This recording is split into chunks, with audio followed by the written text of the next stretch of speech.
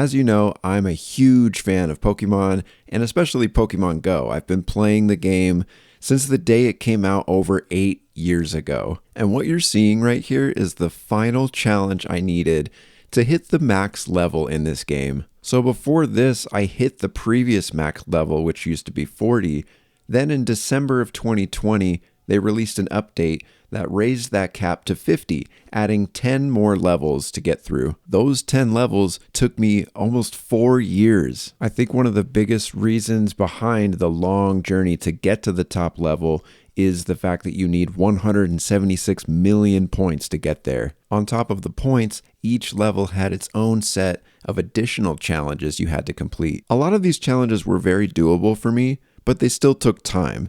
Stuff like walking 124 miles or walking 15 and a half miles in a week for 8 weeks. And don't even get me started on the 50 lucky trades I needed. That definitely took the longest, and I have Riley to thank for that. Getting to level 50 is one heck of a grind for sure. There's lots of different ways you can earn the millions and millions of points you need. But like I always say, the best part about this game is that you can play it any way you want. There are things that other hardcore players would do that I chose not to do because from the beginning, I wanted to play in a much more traditional sense. I don't use an auto catcher. I like to catch everything by hand. When it comes to raids, I didn't really do any remote raids or raids from home. And when it comes to the friends list, I made an emphasis on making friends in person rather than just looking up a bunch of codes online from people all over the world. Everyone can play this game in their own way, and that's the beauty of it. I'd say the only other thing that had an impact on the rate of which I got to 50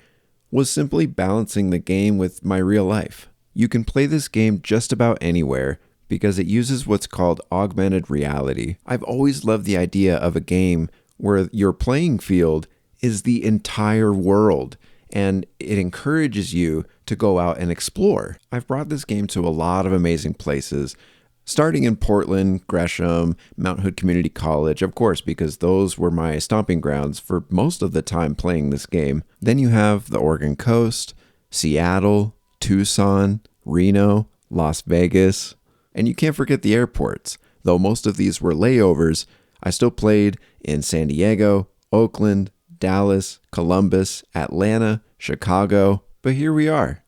After all that travel, all the events, all the walks, all the sweat, and all the memories, we finally made it to level 50.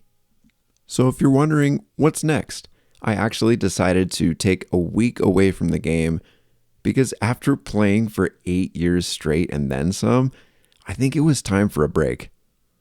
Now I want to focus on the walking activities, stuff like getting the 500 miles I need for my buddy here. But lastly, I'd like to help other people. For anyone who's looking to learn more about this game, I'd love to share everything I've learned after all this time.